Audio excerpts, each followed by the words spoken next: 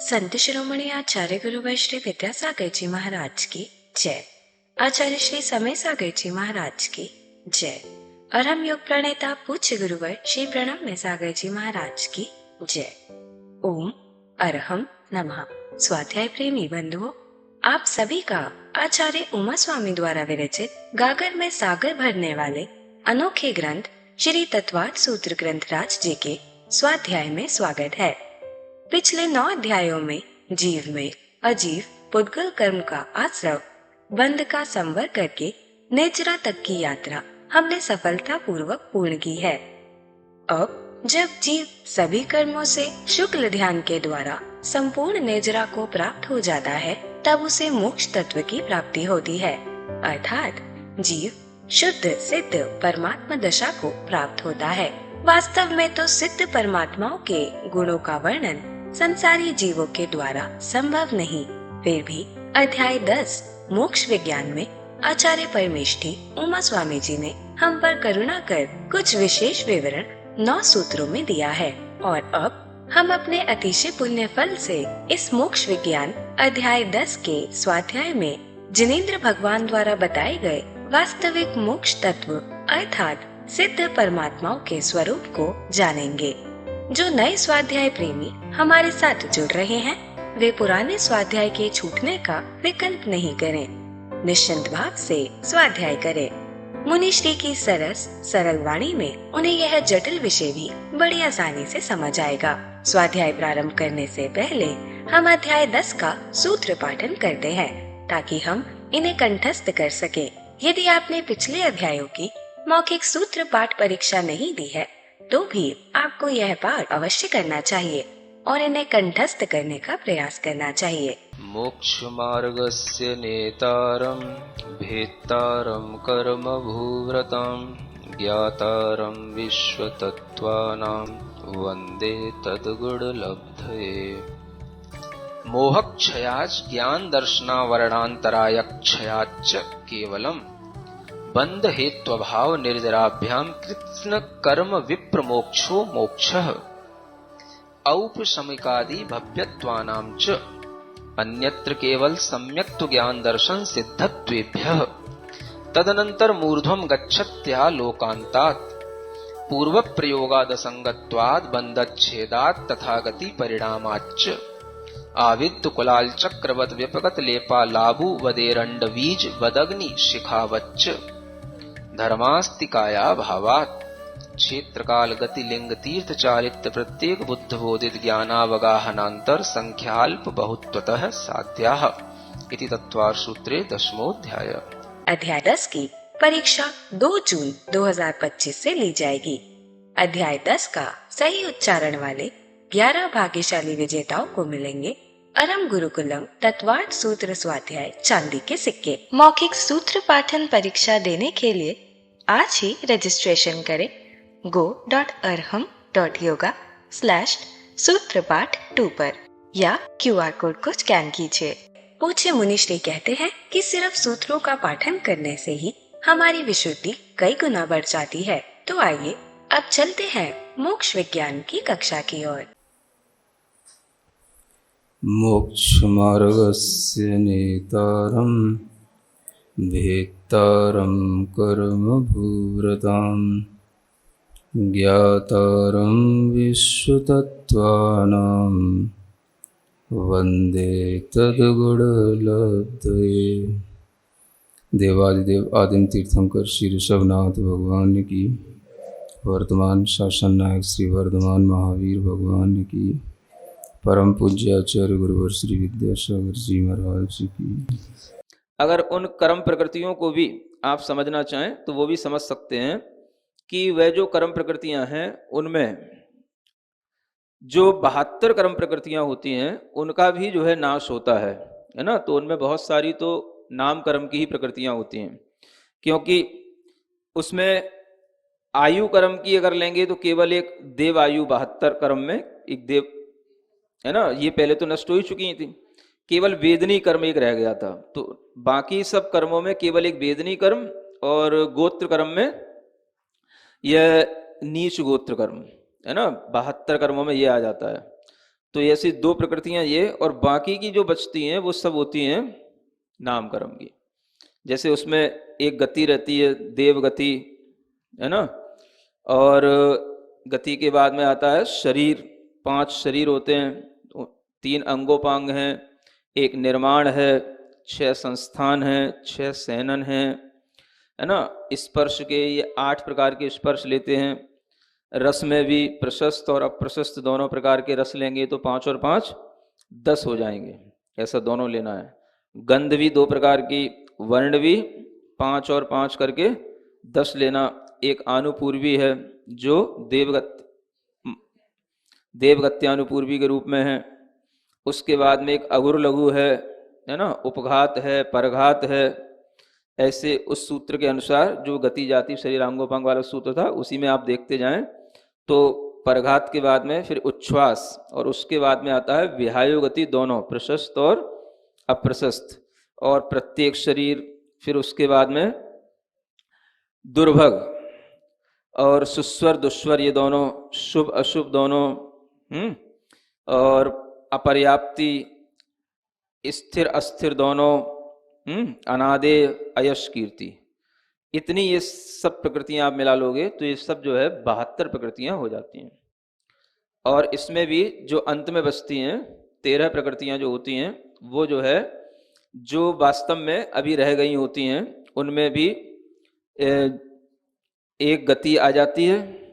और वेदनी के 2 भेद होते हैं, तो 2 भेद में से एक भेद तो उपांत समय में नष्ट हो जाता है, एक भेद जो है कोई भी साता असाता है, तो अगर असाता उपांत समय में हुआ है तो साता अंत समय में हो जाता है, साता अगर उपांत समय में हुआ है तो असाता अंत समय में हो जाता है। तो एक वेदनी उसमें भी लेना है ना, और एक गोत्र भी लेना है, उच्च गोत्र, जो अंत समय में नष्ट होएगा। मतलब ये अंत समय की प्रकृतियां हैं। और फिर उसमें एक गति भी लेना है, मनुष्य गति रह जाएगी, मनुष्य गत्यानुपूर्वी है, जो अभी रहती हैं उन मनुष्य गत्यानुपूर्वी। उसके बाद में त्रस नाम कर्म का, इसका भी अभाव इन 13 प्रकृतियों में आता है, सुभग, और उसके बाद में सूक्ष्म, और फिर पर्याप्ति, और फिर आदेय, यश कीर्ति और तीर्थंकर, है ना। ये सब कर्म प्रकृतियां अंत समय में नष्ट हो जाती हैं। तो इस तरह से आप समझ सकते हैं कि अंत समय में सबसे ज्यादा कर्म प्रकृतियों का नाश अयोग केवली के चरम समय में अयोग केवली के माध्यम से होता है। और इस तरह इन कर्म प्रकृतियों का नाश हो जाने के बाद में उस जीव को, है ना, इधर कर्मों का नाश हुआ और उधर उस जीव को मोक्ष हो गया। उसमें टाइम का बीच में कोई भी गैप नहीं है किसी भी तरह से, क्योंकि उत्पाद और व्यय दोनों एक समय में ही हो जाते हैं। इधर व्यय हुआ कर्मों का तो उधर जो है सिद्ध पर्याय का उत्पाद हो गया। तो इस तरह से एक ही समय में इस जीव को मोक्ष की प्राप्ति बिना अंतराल के हो जाती है। और उस जीव के लिए जो सिद्धत्व की प्राप्ति हो गई तो वह एक समय के अंतर ही, एक समय में ही वह जो है सिद्ध शिला के ऊपर जो सबसे लोक का अग्रभाग है वहां पर जाकर के उसके आत्म प्रदेश जो है स्थित हमेशा के लिए हो जाते हैं। अब यहां तक ये मोक्ष हो गया। मोक्ष होने के बाद में अब यहां पर आचार्य कुछ और कहते हैं। मोक्ष तो हो गया माने कर्म प्रकृतियों का नाश हो गया।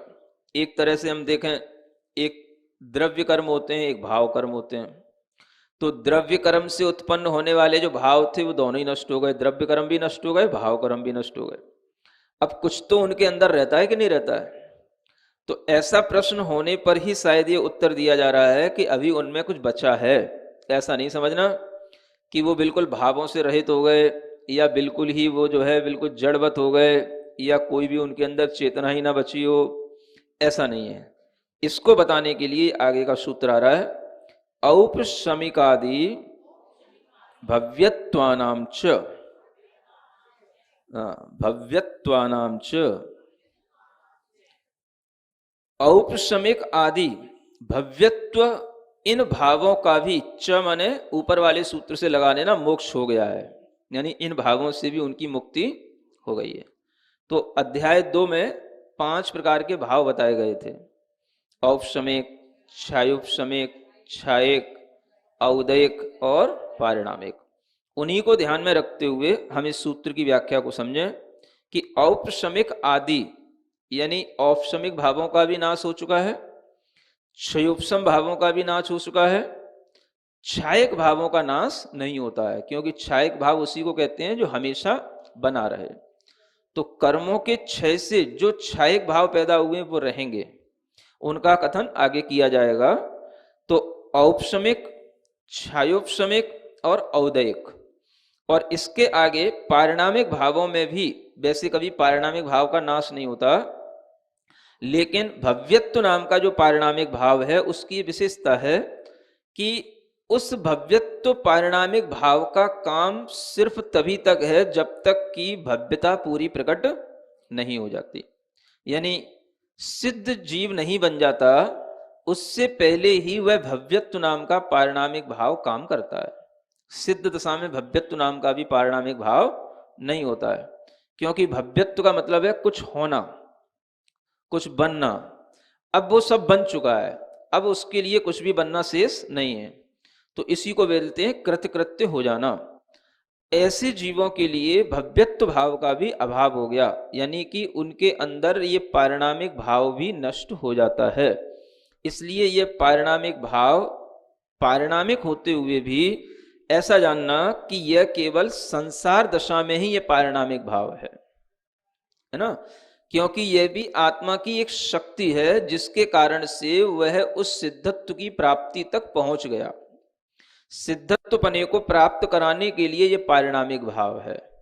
ये पारिणामिक भाव वैसा नहीं है जैसे जीवत्व पारिणामिक भाव होता है, कि जैसे जीवत्व तो हमेशा रहेगा, अशुद्ध दशा में भी होता है तो शुद्ध दशा में भी होता है, संसार अवस्था में भी जीवत्व भाव है तो मुक्त दशा में भी है, लेकिन भव्यत्व भाव जो है वो केवल संसार दशा में ही है। संसार से मुक्ति कराने के लिए ही भव्यपना होता है। तो वो कार्य हो गया, कार्य होने के बाद में कारण की कोई आवश्यकता नहीं रह जाती। जैसे कि आपको किसी गंतव्य तक पहुंचना है और वहां पर पहुंचने के लिए आपने एक टिकट ले ली है ना, यहां से आप दिल्ली जाना चाहते हैं तो आपने टिकट ले ली। अब जब दिल्ली के प्लेटफॉर्म पर उतर गए और दिल्ली आ गई तो अब जो है टिकट का कोई काम नहीं है ना, ज्यादा होगा तो उतना और है ना गेट के बाहर निकलने तक, फिर उसके बाद में उस टिकट का फिर कोई यूज नहीं है। अगर वो टिकट चेकर टिकट ले भी लेता है तो आपको उससे फिर कोई दिक्कत नहीं होती है और दे भी देना ही जरूरी होता है। तो बस टिकट कहाँ तक काम आई, जब तक कि आप दिल्ली के प्लेटफॉर्म से बाहर नहीं आ गए है ना, तभी तक बस आपकी चेकिंग होगी और उसके बाद में वो छूट गया। तो इसी तरीके से भव्यत्व भाव टिकट की तरह होता है, सिद्ध गति पहुंचाने तक काम आता है, उससे पहले वो छूट जाता है। सिद्ध गति में भव्यत्व नाम का भाव नहीं होता है। तो इस तरह से अब सिद्ध भगवान के अंदर क्या बचा, तो अब आप सोच लें, छायक भाव बचे हैं। क्या बचा है? और पारिणामिक भावों में भी जीवत्व नाम का पारिणामिक भाव है, ये तो विशेष भाव बचे हैं।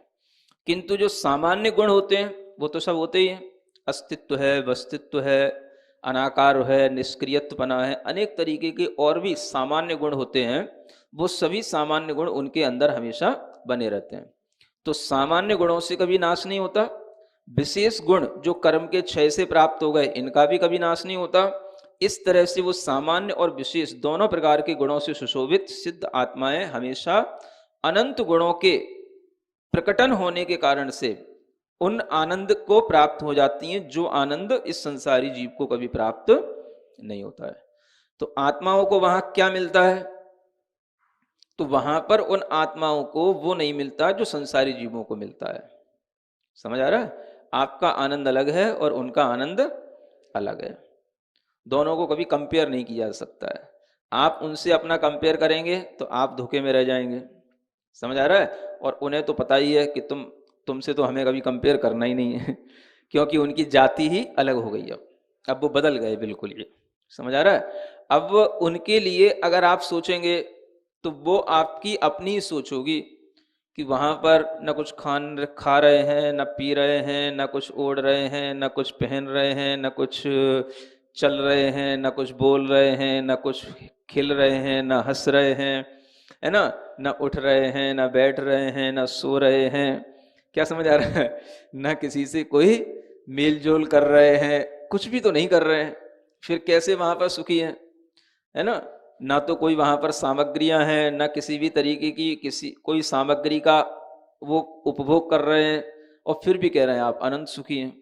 तो ये सब आपके ज्ञान में तभी आएगा जब आपको सिद्धों का स्वरूप कर्म के जो अभाव में होता है वो आपके ज्ञान में आएगा, तब समझ में आएगा।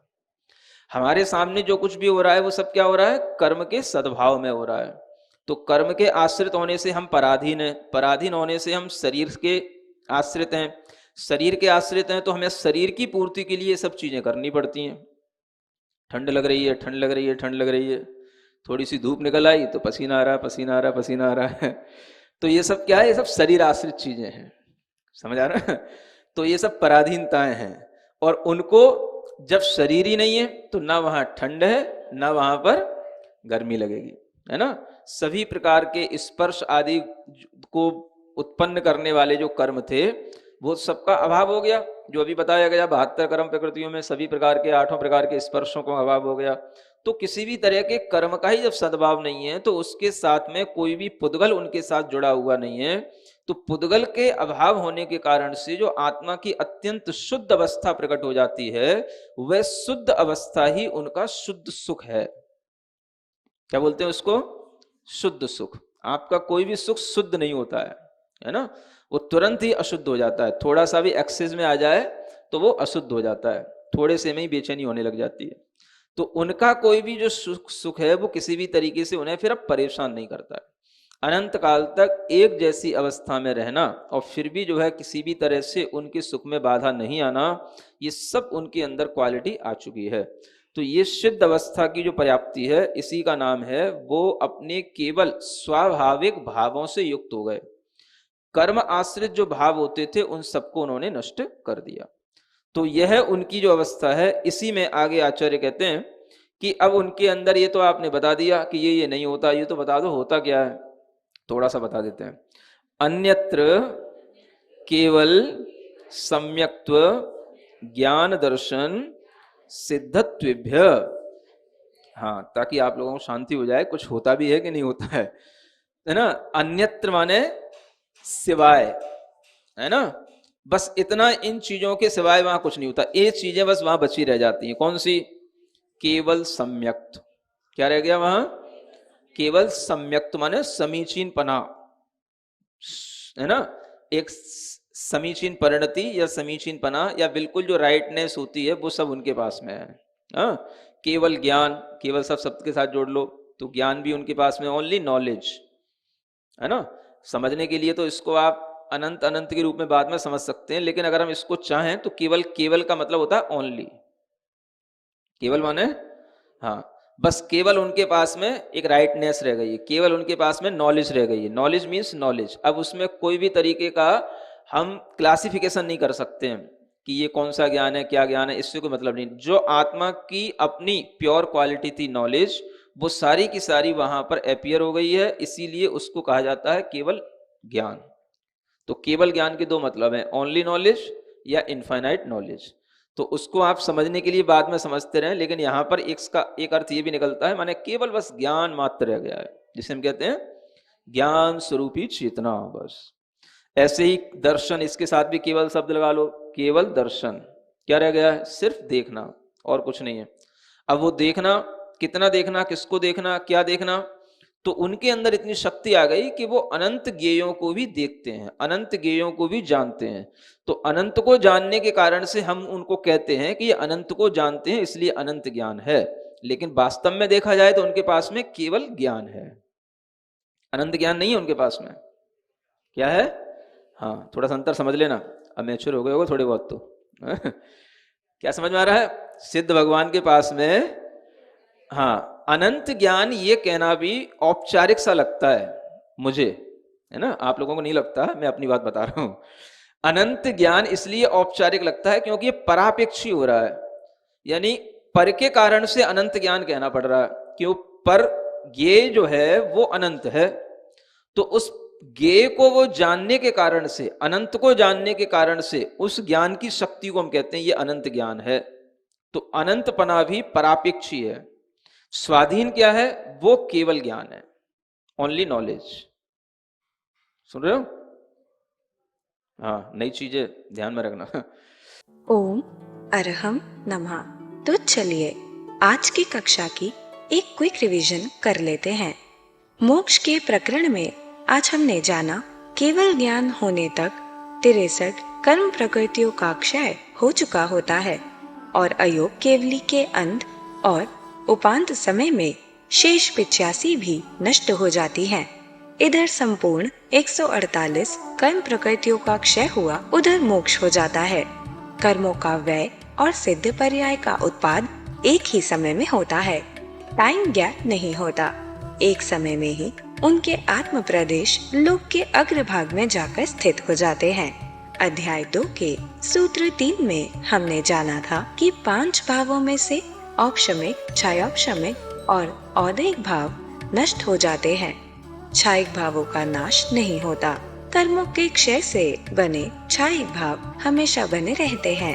सामान्यतया पारिणामिक भावों का भी नाश नहीं होता, लेकिन भव्यत्व पारिणामिक भाव सिद्ध बनने से पहले तक ही रहते हैं, क्योंकि भव्यत्व का मतलब होता है कुछ होना, कुछ बनना। सिद्ध बनने के बाद कुछ बनना शेष नहीं रहता। इसीलिए भव्यत्व भाव पारिणामिक होते हुए भी केवल संसार दशा में होता है, जो सिद्धत्व की प्राप्ति कराने के लिए ही होता है। यह जीवत्व आदि पारिणामिक भावों की तरह नहीं होता, जो शुद्ध और अशुद्ध, संसार और मुक्त दोनों दशा में बने रहते हैं।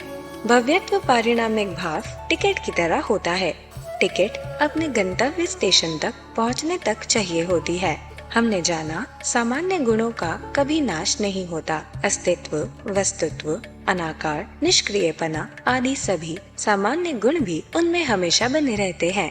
इस प्रकार कर्मों के क्षय से उत्पन्न विशेष और सामान्य गुणों से सुशोभित सिद्ध आत्माएं अनंत गुणों के प्रकट होने से परम आनंद को प्राप्त हो जाती हैं। उनका आनंद हम संसारी जीवों के आनंद से कंपेयर नहीं किया जा सकता। अगर हम सोचें कि वह न कुछ खा रहे, न हंस रहे, न सो रहे, न किसी से मिल रहे, न कुछ भोगों की सामग्रियां हैं, तो कैसे सुखी होंगे? तो मुनिश्री कहते हैं कि ये सब सुख तो कर्म के आश्रित होने से पराधीन होते हैं। पराधीन होने से हम शरीर के आश्रित हैं। कभी ठंड ठंड कहते हैं तो कभी गर्मी गर्मी। सिद्धों को शरीर ही नहीं है, कोई कर्म नहीं है, तो पुद्गल के अभाव होने से शरीर आश्रित पराधीनताएं भी नहीं होती। ठंडी गर्मी आदि स्पर्श नहीं होते। आत्मा की अत्यंत शुद्ध अवस्था प्रकट हो जाती है। यही उनका शुद्ध सुख होता है। एक्सेस सुख होने पर भी हम बेचैन हो जाते हैं, पर उनका शुद्ध सुख अनंत काल तक ऐसे ही बना रहता है। सूत्र 4 में हमने जाना कि उनके पास केवल सम्यक्त्व, ज्ञान, दर्शन और सिद्धत्व रहता है। केवल सम्यक्त्व यानी बस समीचीन परिणति, ओनली राइटनेस। केवल ज्ञान यानी ओनली नॉलेज। उनके पास बस नॉलेज रह गई है। नॉलेज मीन्स नॉलेज, उसमें कोई क्लासिफिकेशन नहीं होता। जो आत्मा की अपनी नॉलेज की प्योर क्वालिटी थी, ज्ञान स्वरूपी चेतना, वह अपीयर हो जाती है। इसीलिए उसको केवल ज्ञान कहा जाता है। केवल ज्ञान के 2 मतलब होते हैं, ओनली नॉलेज या इनफाइनाइट नॉलेज। ऐसे ही उनके पास केवल दर्शन रहता है, सिर्फ देखना और कुछ नहीं। उनके अंदर इतनी शक्ति आ जाती है कि वह अनंत ज्ञेयों को देखते और जानते हैं। अनंत को जानने के कारण हम कहते हैं कि उन्हें अनंत ज्ञान है, लेकिन वास्तव में उनके पास में केवल ज्ञान होता है। अनंतपना तो परापेक्षी होता है, क्योंकि ज्ञेय अनंत है, इसीलिए ज्ञान को अनंत कह देते हैं। वास्तव में तो उन्हें स्वाधीन केवल ज्ञान होता है। तो चलिए अब हम सभी जिणवाणी स्तुति करेंगे और तत्पश्चात समय होगा आज के सवाल का। श्री जिणवाणी जग कल्याणी जग जन मदतम मोहरी जणमण हारी गढ़हर हारी जम जरा भव रोग हरि तिथ्य राणम दिव्य झुणिम जो पढ़ई सुणई मय्ये धारई णाणं सौखमणन्तं धैर्य सासदमोक्षपदं पावै सासदमोक्षपदं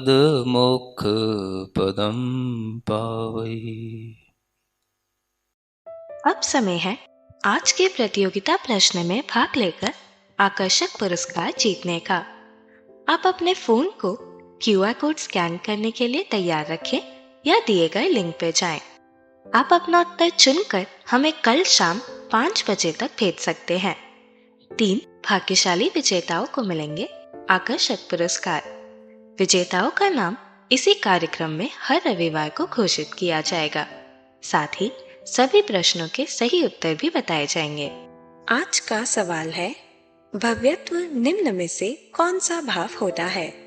औपशमिक, छायोपशमिक, छायिक, परिणामिक। अध्याय 10 की कक्षा 4 के आज के सवाल का सही उत्तर है 148। अगर आप किसी कारणवश कोड को स्कैन ना कर पाए हों तो आप क्लास की वेबसाइट पर जाकर भी उन्हें अटेम्प्ट कर सकते हैं। इस लिंक पर जाएं या QR कोड को स्कैन करें। धन्य है हमारा पुण्य जो मुनिश्री हमें मोक्ष विज्ञान जैसे कठिन विषयों को इतना सरल करके समझा रहे हैं, जिससे हम सिद्ध परमेष्टि के गुणों और शुद्ध आत्मा संबंधित भ्रांतियों को दूर करके मोक्ष मार्ग पर चलना प्रारंभ कर सकें। और यह ज्ञान आप अपने परिवार, मित्र, समाज के लोगों को इस स्वाध्याय से जोड़ उन तक पहुंचा सकते हैं। आप सिर्फ उन्हें हमारी वेबसाइट ttv.arham.yoga शेयर करें और इन सभी क्लासेस के साथ साथ मिलेगा अभ्यास प्रश्न करके अपने ज्ञान को प्रगाढ़ बनाने का मौका और आज का सवाल में पुरस्कार जीतने का मौका।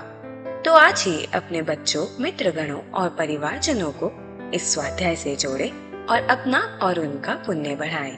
ओम अरहम नमः।